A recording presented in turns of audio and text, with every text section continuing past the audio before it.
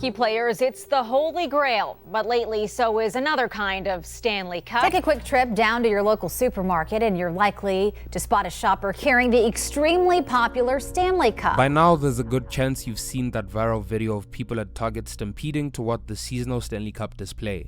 Apparently, desperate to snag the latest colors of the now massively popular drinking vessel brand. And even if you haven't come across the video until now, you've probably at least heard about the Stanley Cup hype sweeping the internet. The brightly colored cups, which range from around $20 to $60, have become a middle-class status symbol, with the most exclusive colors supposedly commanding the most respect from fellow collectors.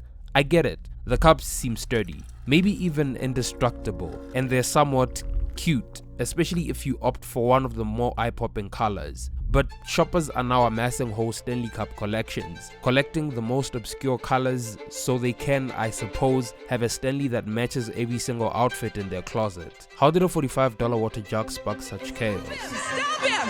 Stop him! So sought after, California police even arrested a woman for stealing $2,500 worth. Wait a minute, since when do water jugs even cost $45? We've been putting drinks into cup-like things since, well, forever. So why are we now paying $45 to $55 a pop for this particular privilege? It's a little baffling, to say the least. We spent the night at Target for the new Stanley Starbucks cup. Yes, I know what you're thinking. It's a cup. Wait till you see what I just got. Big dumb cups. I don't know, Stanley Cups, especially the pink ones, are just... They're just Jordans for white women. Like, this is...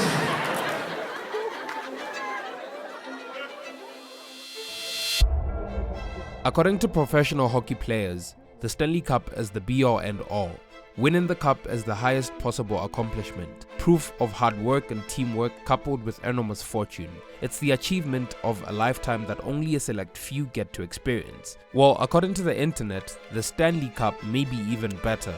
When we colloquially refer to a Stanley, what we mean is a fancy reusable water bottle from the Stanley brand, a 111-year-old company with a celebrated history of providing sturdy, insulated beverage containers to the likes of World War pilots and blue-collar American men. Nowadays though, it has nothing to do with World War II or construction sites. It's more about securing your status at the next yoga class.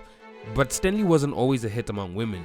Technically, the Stanley story starts in 1913, when William Stanley Jr. made the first vacuum-insulated steel bottle.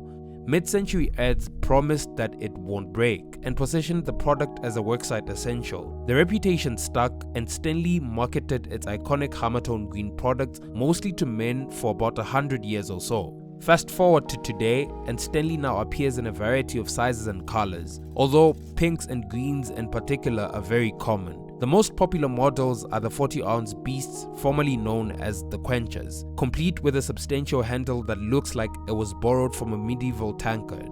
Let's be honest, the concept isn't exactly groundbreaking. I mean, who among us didn't carry a thermos to school, packed with lukewarm soup or maybe chocolate milk? Some of Stanley's rivals, backed by customer reviews, say they make better bottles that won't leak all over your tote bag. So, they haven't exactly reinvented the wheel here. Yet, somehow, Stanley has spun this simple concept into an enormous fortune, going from a reported $73 million in revenue in 2019 to $750 million in 2023. That's an astounding leap, especially when you consider the brand, which traditionally marketed itself toward blue-collar workers and campers, making a product guaranteed to last practically forever. Seriously, Stanley offers a lifetime guarantee on its stainless steel parts, and it's doubly stupefying when you take into account that a person can only drink so much water in a day. So maybe an entire wall full of Stanley Cups isn't exactly necessary, but of course, that is very dependent on whom you ask.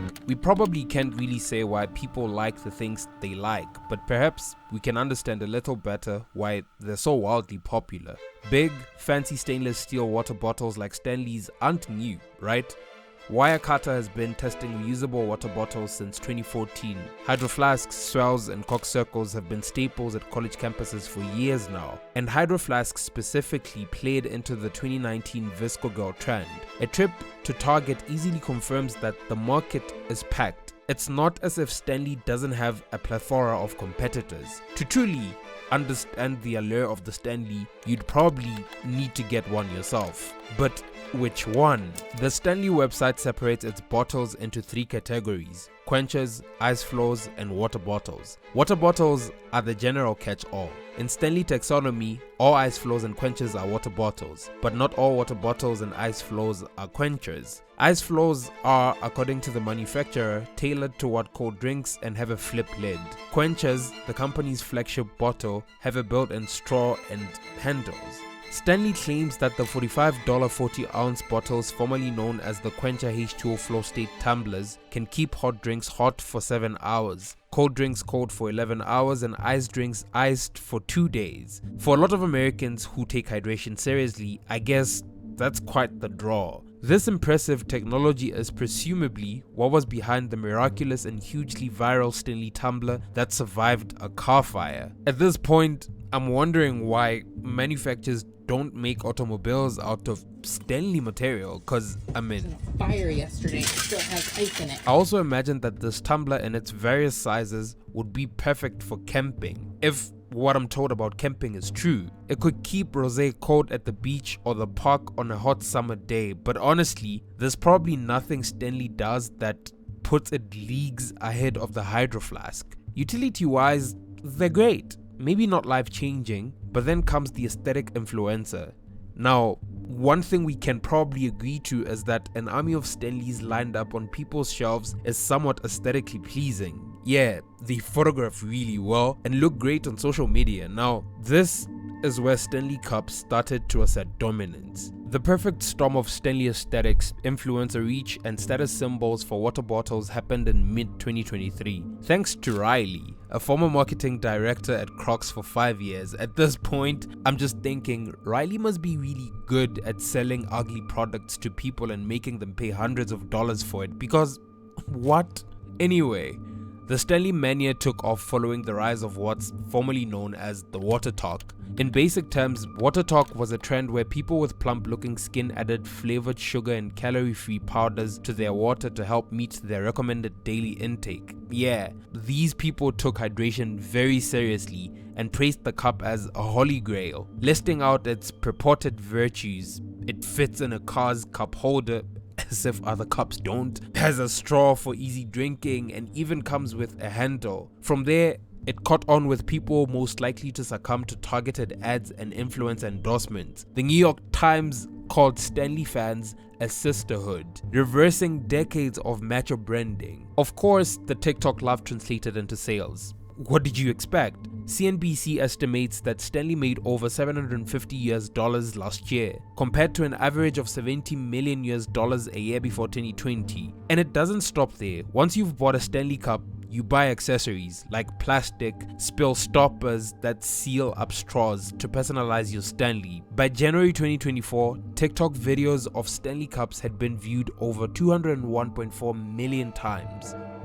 We've established that the container itself isn't anything groundbreaking compared to its rivals. I mean, come on, it's not like Stanley discovered fire or anything. However, one thing they did manage to do better than their competitors was turn aesthetics into money.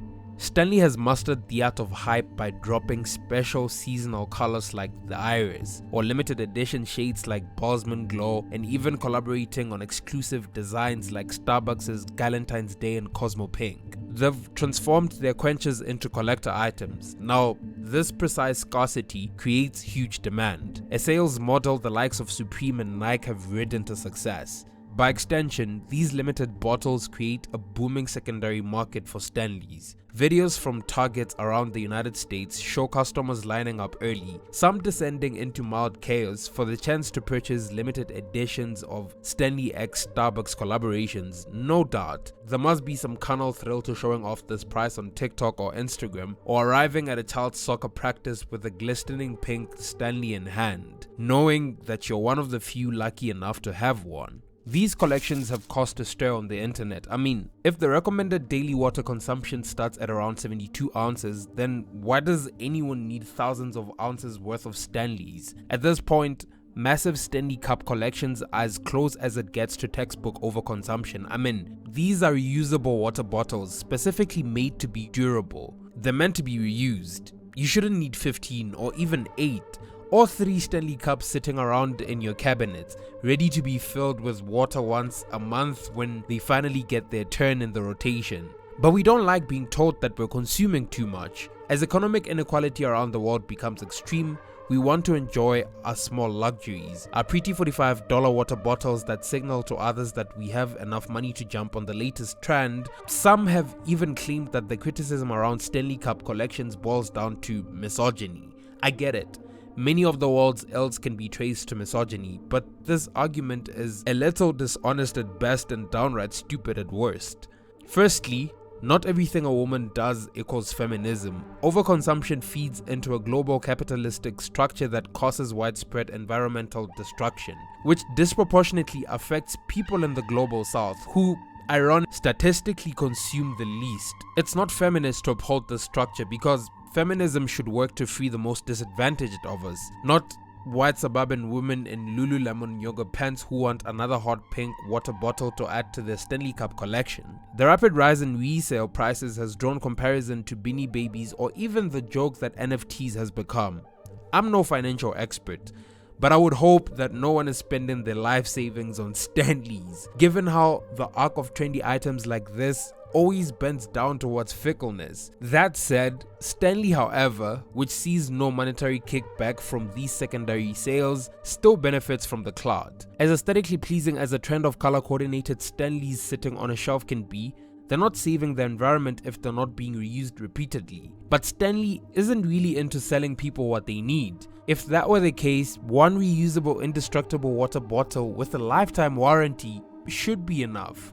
The limited edition drops, the myriad collector videos on TikTok, the water talk influencers flaunting the multiple Stanleys, and the $750 million in revenue are all about selling as many quenches to as many people as possible. Slyly, what's also being sold is the idea of health and hydration as status. Athleisure brands and group fitness classes operate similarly. If you buy these clothes or attend these classes, you'll unlock a better, healthier version of yourself. Even better, healthy people who recognize the brands or go to the classes you've attended will also see you as one of them. Yes, it's just a cup, but to many people it represents something bigger. It's just a cup, but if you think about it, money is just paper, just a cup, yet it represents something aspirational. It represents being part of a group, an affiliation or a lifestyle. Despite the name and function, buying a quencher isn't always about staying hydrated. Indeed, on TikTok you'll find women pouring sodas into theirs, but owning a quencher means becoming part of a community, led by influencers who peddle it as a lifestyle essential on social media. When we carry items every day, it becomes part of our story, our identity, with colors that represent who we are, or maybe who we want to be. As you can imagine, the criticism that followed the Stanley Cup's craze was somewhat predictable. When people started criticizing the cups and their mass adoption, the Stanley Cup defenders were quick to scream misogyny. Because, of course, if you don't like something women like, then you're obviously misogynistic, right? During the 2010s, at the peak of liberal feminism's popularity, a sort of dogma became widespread. If a woman did something of her own will, and was happy doing it, criticism of that woman or that particular behavior was sexist. This applied to anything from celebrating female CEOs heading fast fashion companies to supporting the unrealistic beauty standards set by the Kardashians because they were smart business women. Harmful actions and misogynistic stereotypes enforced by women were sloppily labeled as feminist, often excused by the common refrain, just let people enjoy things. In many cases, this defense was a response to real misogyny and an attempt to vindicate art, hobbies, even linguistic texts that were coded as female and therefore belittle. It aimed to correct double standards too. For example, female fashion being classed as shallow while male fashion signaled confidence. In the crossfire though, a version of one-size-fits-all feminism proliferated, which could be used as a defense for almost anything done by women, no matter how objectively bad it was. The Stanley fans suggested that the only reason anyone was finding fault in buying dozens of reusable cups was due to the demographic who was purchasing them. Stanley Cups are fine until women like them, one post read. While some of the backlash online was indeed solely about mocking women for buying these cups, rather than exploring the problems with overconsumption, the much louder echo arguments were baited off as sexism.